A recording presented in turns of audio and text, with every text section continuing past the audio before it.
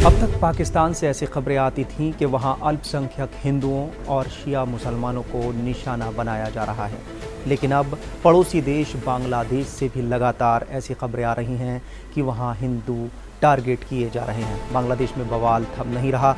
एक तरफ देश अंदरूनी सियासत की भेंट चढ़ रहा है, दूसरी तरफ अल्पसंख्यक हिंदुओं को लगातार निशाना बनाए जाने की घटनाएं सामने आ रही हैं। बांग्लादेश में दीपू चंद्र दास और अमृत मंडल की भयावह लिंचिंग के बाद वहां के हिंदुओं में दहशत के हालात पैदा हो गए हैं।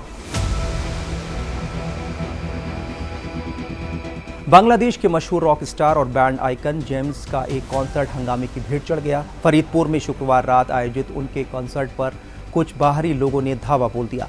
ये कार्यक्रम फरीदपुर जिला स्कूल की 185वीं वर्षगांठ के अवसर पर आयोजित किया गया था। आयोजन समिति के मुताबिक कार्यक्रम शुरू होने से पहले ही कुछ बाहरी लोग जबरन अंदर घुसने की कोशिश करने लगे। वहीं जब उन्हें रोका गया तो उन्होंने मंच पर कब्जा करने के इरादे से ईंट पत्थर फेंकने शुरू कर दिए, जिसके बाद ये पूरा बवाल हुआ। हमले में कम से कम 20 लोग घायल हुए हैं, जिनमें ज़्यादातर फरीदपुर जिला स्कूल के छात्र बताए जा रहे हैं। हमलावरों ने मंच पर कब्जा करने की भी कोशिश की और सांस्कृतिक कार्यक्रमों और संगीत आयोजनों के खिलाफ नारेबाजी की। हालात इतने बिगड़ गए कि जेम्स को तुरंत वहां से सुरक्षित बाहर निकाला गया। बांग्लादेश में फंसे और सताए जा रहे हिंदू भीड़ के आतंक से बचने के लिए भारत से सीमाएं खोलने की गुहार लगा रहे हैं। वो भारत सरकार से मदद की गुहार लगा रहे हैं और अब तो बांग्लादेश राष्ट्रवादी पार्टी के नेता तारिक रहमान के एंट्री से माहौल और बिगड़ने की आशंका जताई जा रही है। तारिक रहमान को वहां का कट्टरपंथी नेता माना जाता है। बांग्लादेश में अल्पसंख्यकों के खिलाफ लगातार हो रही हिंसा को लेकर भारत ने गहरी चिंता जाहिर की है। विदेश मंत्रालय के प्रवक्ता रणधीर जायसवाल ने शुक्रवार को कहा कि बांग्लादेश में अल्पसंख्यक समुदायों के प्रति जारी शत्रुता गंभीर चिंता का विषय है। रणधीर जायसवाल ने कहा कि भारत बांग्लादेश में एक हिंदू युवक की हालिया हत्या की कड़े शब्दों में निंदा करता है। उन्होंने उम्मीद जताई कि इस जघन्य अपराध के दोषियों को जल्द से जल्द न्याय के कटघरे में लाया जाएगा। विदेश मंत्रालय ने साफ किया कि भारत इस मामले पर लगातार नजर बनाए हुए है और बांग्लादेश सरकार से अल्पसंख्यकों की सुरक्षा सुनिश्चित करने की अपेक्षा करता है। विदेश मंत्रालय के प्रवक्ता रणधीर जायसवाल ने कहा कि भारत बांग्लादेश के लोगों के साथ अपने संबंधों को मजबूत करने के पक्ष में है। देश में हिंदुओं का ऊपर लगातार अत्याचार हो रही है। अभी कोई शासन नहीं, कोई सरकार नहीं है। इस परिस्थिति में कुछ लोग हैं जो हिंदुओं का संपत्ति हड़पना चाहते हैं, इसीलिए जबरदस्ती कर रहे हैं और डरा रहे हैं कि वो छोड़कर भारत आ जाएं, उनका संपत्ति वो ले लेंगे। दीपू के बारे में वही है, दूसरे के बारे में भी। और उनका जमीन लेने गए थे, वो मना किया, रोका तो उसको मार दिया, जला दिया गया। ये लगातार हो रहा है और जो अवैध रूप में बैठे हुए हैं सरकार का मुखिया बन करके, इनकी कोई पहुंच नहीं है, ना तो कोई इनके पास इस प्रकार क्षमता है कि वो प्रशासन चला सके, लोगों को सुरक्षा दे सके। इसलिए जल्दी से जल्दी इलेक्शन हो, इसमें वहाँ अच्छा सरकार बने। दीपू के बारे में जो प्रचार किया गया है, उसका खूनी भारत आ गया, भारत ने किया है, लेकिन उस देश के इंटेलिजेंस और पुलिस ने बोल दिया कि बांग्लादेश के ही लोग यहाँ के लोगों ने उसको खून किया है आपसी रंजिश में। उसके भाई भी बोल दिया कि इसमें बांग्लादेश का सरकार का ही हाथ है, वो वहाँ व्यवस्था क्रिएट करके और चुनाव को टालना चाह रहे हैं, नहीं तो हार जाएंगे चुनाव में, इसीलिए दीपू का हत्या हुआ है। विदेश मंत्रालय ने कहा है कि भारत हालत पर करीब से नजर रखता है। जो हुआ है हिंदू सिख बुद्ध का प्रति लगातार दुश्मनी पर चिंता जाता है। ये अपराध दोषियों को न्याय दिलाने की बोला है। बांग्लादेश में जो भी हो रहा है किसी के लिए अच्छा नहीं है। हिंदुओं के ऊपर अत्याचार तो पहले से ही हो रहा है, जब से विभाजन हुआ देश का, और बाकी लोग भी वहाँ असुरक्षित महसूस कर रहे हैं। इसीलिए हमारे देश अपने तरफ से अपील कर सकता है, जो भी करना है सरकार कर रही है।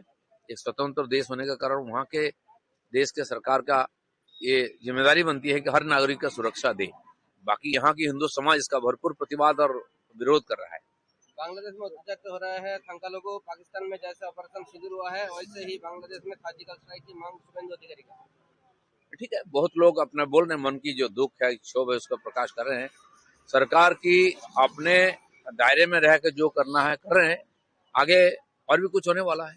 अरे वहां पर अत्याचार अन्याय हो रहा है और हमारी केंद्र की सरकार, हमारी भारत की सरकार आंख मूंद कर बैठी है और यहां पर अपने हिंदुस्तान में केवल और केवल बड़ी बड़ी बात कर रही है। और जब बांग्लादेश में जो हिंदू मारे जा रहे हैं उस पर कोई कार्रवाई नहीं करना, उस पर कोई संज्ञान नहीं लेना। मैं नरेंद्र मोदी जी, देश के प्रधानमंत्री से निवेदन करूंगा, हाथ जोड़कर निवेदन करूंगा कि वहां प्रभावशाली कार्रवाई करिए, तत्काल वहां पर मजबूत कार्रवाई करिए, जिसका कि पूरे देश के अंदर एक संदेश जाए और वहां का हिंदू अपने आप को सुरक्षित महसूस करे। और लगातार अत्याचार अन्याय वहां पर हो रहा है। मोदी से कहना चाहिए कि चुपचाप क्यों बैठे हैं, राफेल क्यों लाए हैं, नींबू मिर्चा बांध के रखने के लिए लाए हैं, उसका इस्तेमाल करिए।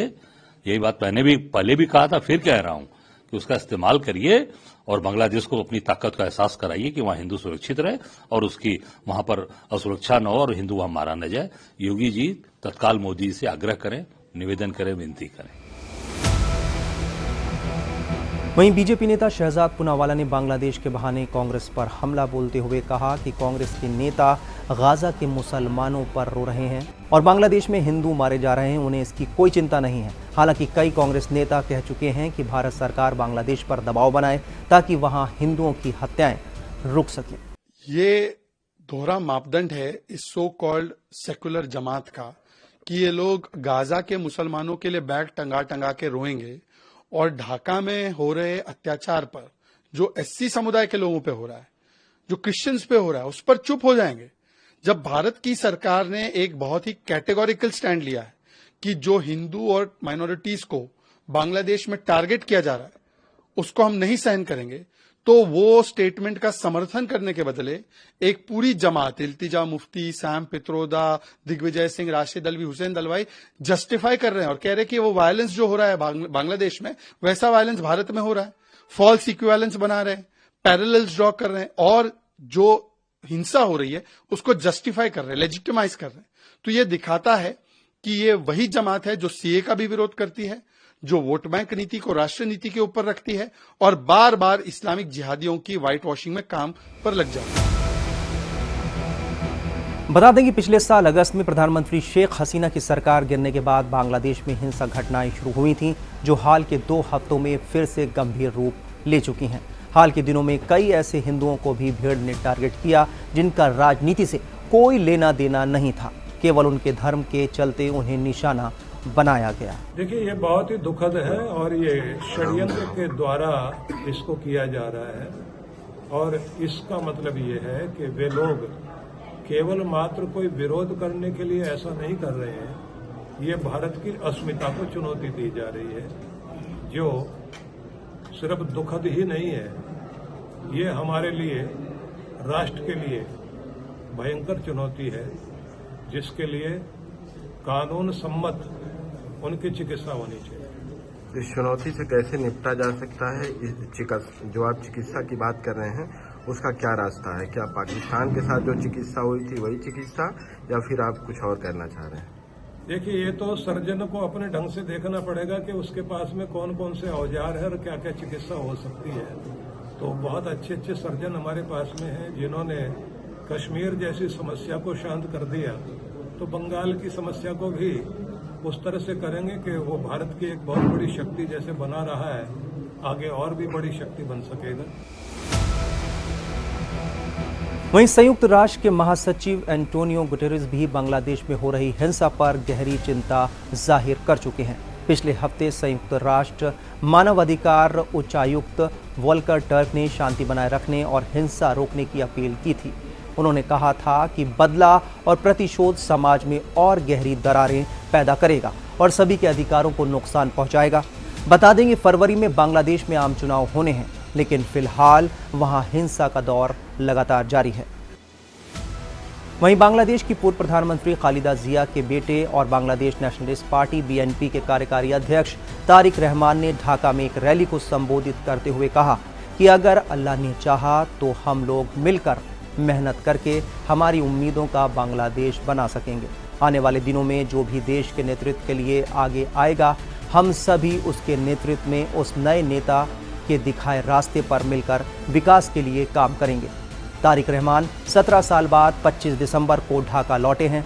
ढाका में उनके स्वागत में लोगों का सैलाब उमड़ पड़ा था।